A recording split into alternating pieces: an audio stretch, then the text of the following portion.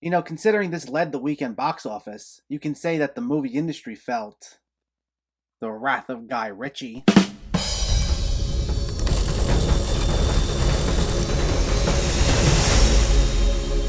What's going on, everyone? Welcome back to my channel. Today we're talking about a brand new release, Wrath of Man. Before we begin, let me know in the comments what your thoughts on this movie were, if you already saw it or if you were planning on seeing it, and make sure to hit that thumbs up button if you like these reviews, as it helps me out immensely by getting my channel out there. And if you're new here, I hope you consider hitting that subscribe button so you can stay up to date with reviews of new releases, older films, hidden gems, and so much more on a near daily basis. But let's jump right into it and let's talk about Wrath of Man. This stars Jason Statham as H, a cold and mysterious character working at a cash truck company responsible for moving hundreds of millions of dollars around Los Angeles each week.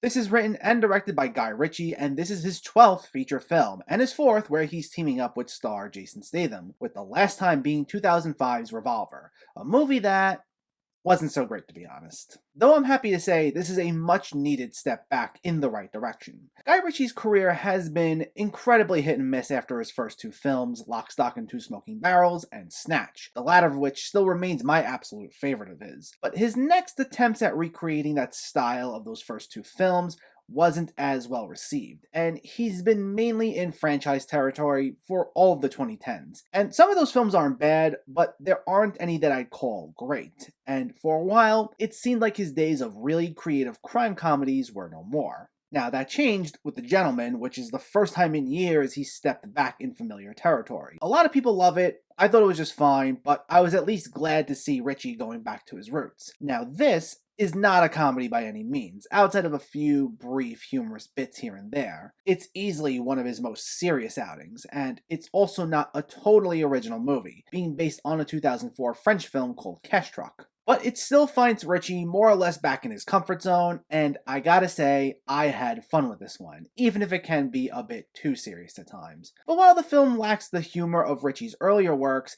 he makes up for it with some brutal action scenes and a nice sense of intrigue. I don't know if the original film was structured this way, but stylistically, this reminded me of something in the vein of a Quentin Tarantino movie. It's divided up into chapters and told out of order, jumping a few months ahead, then going another few months back, and so on, as we get introduced to more new mysterious figures and as we uncover more about H. Now, I'd say beyond it being a crime movie and the structure, that's where the similarities with Tarantino end. This isn't Guy Ritchie trying to imitate another filmmaker's style, and actually, he doesn't even fully utilize his own style too much here. There aren't too many of the slow-mo or fast-tracking shots that he's known for. We'll get some cool camera angles and some great choreographed action, but that's about it.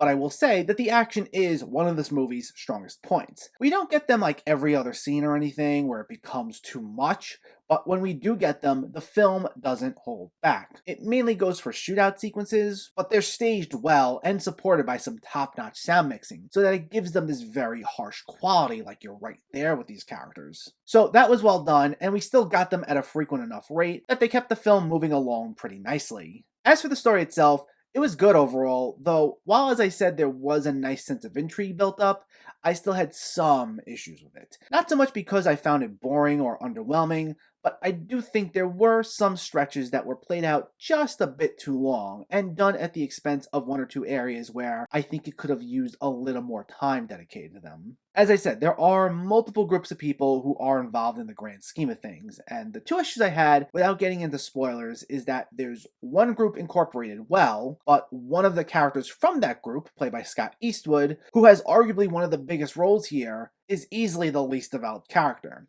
And there's another group of people, led by Andy Garcia, that also have a decent-sized role in the film, but after a nice setup, it feels like they kind of drop off for most of the movie. And they're eventually brought back in, and the way their story concludes, I wouldn't call it unsatisfying, but they do disappear a lot longer than I think they should have. On top of that, while I don't think Ritchie needed to turn this into a full-on comedy, I think maybe the film would have benefited if he punched things up with a few more moments of levity, because there are a small number of instances where the suspense is played out a little longer than needed, and I think we wouldn't have felt it so much if maybe there were a few more humorous bits or moments of dark comedy thrown in there. especially as a small number of the reveals don't feel like they had as much of an impact as they should have, including a moment where we get a fake out of a character dying in dramatic fashion, only for them to recover, but then die in an even more anticlimactic manner a few moments later. For the most part, the twists and turns worked, but not every single one of them. But I mean,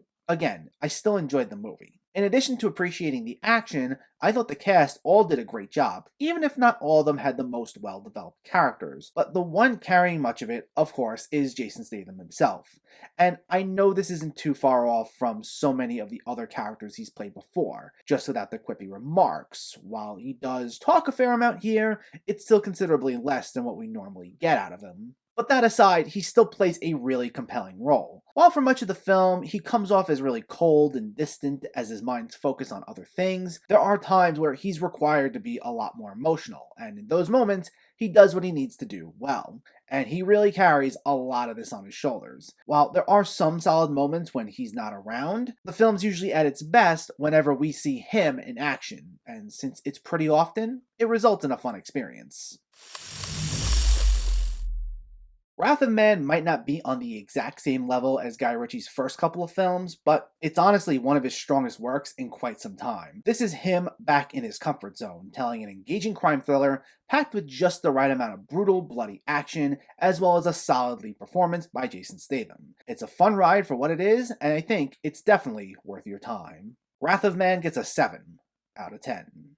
So let me know, did you see Wrath of Man, or are you planning to see it, and what were your thoughts? Do you have a favorite Jason Statham movie? Do you have a favorite Guy Ritchie movie? Let me know in the comments below so we can discuss. Also, if you enjoyed this video, please like it and share it, and for more movie reviews and film discussion, please make sure to hit that subscribe button to stay updated. Thanks for watching everyone, and keep having fun with film.